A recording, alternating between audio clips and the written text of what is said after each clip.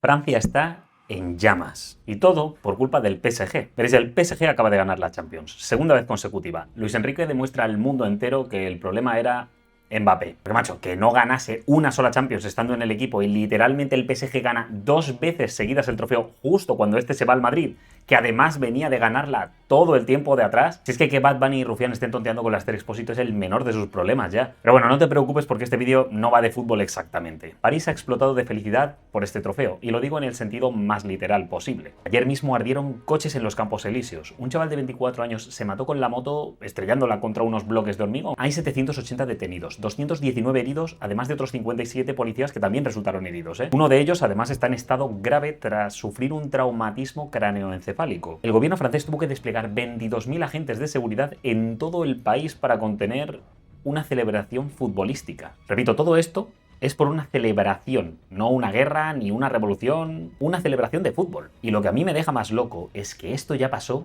el año pasado. Vamos, exactamente igual. La primera celebración de Champions del PSG dejó 2 muertos, 559 detenidos, 192 heridos y un policía en coma por un petardo que le estalló en la cara. Además hubo 692 incendios en todo el país, siendo 264 de ellos vehículos. Los franceses se indignaron muchísimo. Pusieron 8.000 efectivos en la calle y juraron que esto jamás volvería a pasar. Bien, pues este año, con el doble de policías, los números han subido. Hablamos de un muerto más y 220 detenidos más, y el doble de heridos. Ahora te preguntarás, ¿esto qué es? ¿Un fracaso del Estado o la demostración de que aquí hay algo que no tiene solución policial? Macron ya ha vuelto a salir a denunciar todo esto igual que lo hizo el año pasado. Así que no sé, igual le tienen que decir a Luis Enrique que deje de ganar partidos por el bien del país. Porque la pregunta que todo el mundo se hace, y que en Francia mucha gente tiene miedo de hacer en voz alta, de hecho, es ¿quién está haciendo todo esto? ¿Quiénes son los que queman los coches cuando el PSG gana la Champions? Es un misterio, muy misterioso. La respuesta no es simple, pero tampoco es tan complicada como algunos quieren hacer que parezca. Y hoy vamos a desgranarlo un poco sin rodeos. Hoy vamos a ver qué pasó esta semana en París. ¿Quiénes son los que lían la de Dios en cada celebración grande en Francia? ¿Qué tienen que ver los suburbios con todo esto? La segunda generación, los guetos y 50 años de una política de integración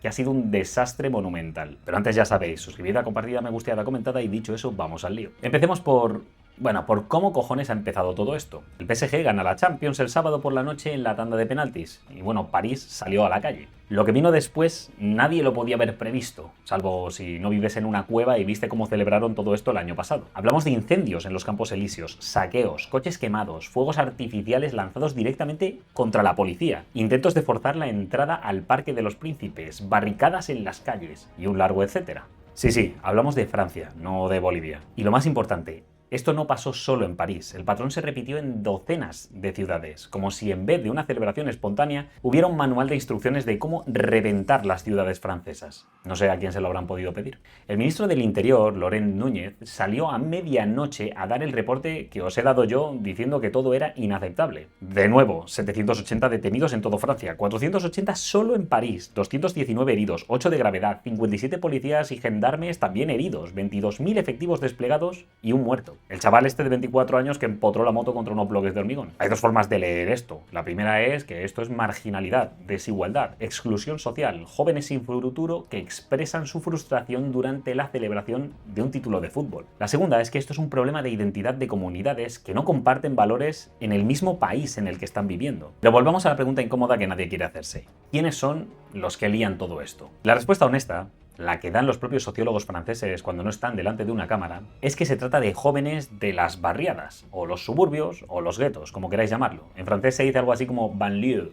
No sé si de nuevo lo estoy pronunciando bien. Iba a preparar una cena de picoteo. ¿Os apuntáis? Mayoritariamente hijos y nietos de inmigrantes del norte de África y del África subsahariana, de segunda y de tercera generación. Y antes de seguir hay que ser claros, esto no son ni todos los inmigrantes, ni todos los musulmanes, ni todos los que viven en estos barrios. De hecho, después de los disturbios del año pasado, muchos ciudadanos franceses de origen inmigrante salieron en redes a condenar la violencia y a distanciarse de los que quemaban los coches. Hay que decirlo. Ya me diréis, ¿Quién querría verse identificado por 4 gilipollas que revientan las ciudades? Pero sí que hay un perfil muy claro, y negarlo es hacerse el idiota y por tanto ignorar el problema. Ahora, ¿cuál es el perfil del que hablamos? Pues hablamos de un chaval entre 15 y 25 años, nacido en Francia, cuyos padres o abuelos llegaron de Argelia, Marruecos, Mali o Senegal, que vive en los bloques de protección oficial franceses, lo que aquí en España se conoce como las VPO, viviendas de protección oficial, pero en versión gueto, porque hablamos de barrios a las afueras de París o de cualquier otra ciudad grande francesa. Este perfil ya tiene pasaporte francés, habla francés, ha ido a la escuela francesa, pero lleva toda la vida en un barrio donde el desempleo juvenil supera el 40%, donde la policía no entra por las noches salvo que sea en tropel, donde la economía que funciona es la del narcotráfico y donde la identidad francesa no ha llegado. Ahora bien, ¿esto justifica todo lo que están haciendo en París? Pues no, obviamente. Quemar coches no está justificado nunca y más que resolver el problema, lo único que hace es agravarlo, ya que le echa más fuego a todo el tema de la discriminación, literalmente. Y aquí llegamos al núcleo del asunto, el que los medios generalmente se saltan, el que la clase política francesa lleva décadas esquivando, y el que explica por qué esto no es una historia curiosa de vandalismo en París, sino una tendencia en Francia. Francia tiene hoy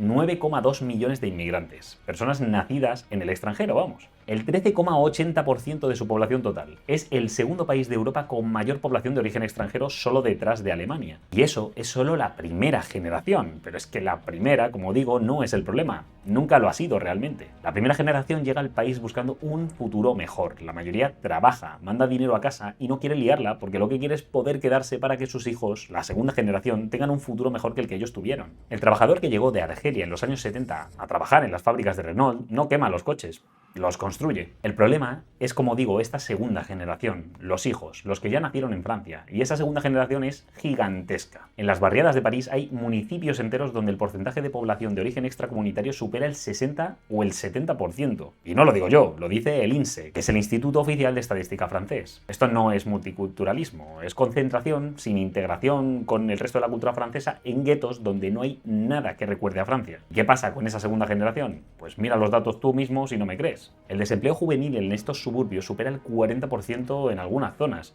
más del doble que la media nacional. El fracaso escolar entre hijos de inmigrantes de origen africano está muy por encima de la media. Muchos es que no llegan al mercado laboral con un título siquiera. Y hay que decir que la discriminación laboral es sistemática y existe. Con el mismo currículum y el mismo título, si te llamas Mohamed en vez de Pierre, las probabilidades de que te llamen para una entrevista son casi nulas. ¿Y qué genera esto? Pues genera una rabia muy, muy grande. La rabia de quien siente que le prometieron algo y no se lo han dado. Y esa rabia, en chavales de 18 años con pocas salidas y mucho tiempo libre, puede explotar de muchísimas maneras. A veces con el narcotráfico, como hemos dicho, a veces con la radicalización religiosa y, por supuesto, quemando coches cuando el PSG gana la Champions, porque sienten que esa noche es algo así como la purga, que hay barra libre para hacer y joder lo que te salga de las pelotas. Porque el partido de fútbol no es la causa. El partido de fútbol es, como digo, la excusa. El detonador de una bomba que lleva décadas cargándose. Y esta bomba se carga precisamente por el modelo de integración francés, que es un puto desastre.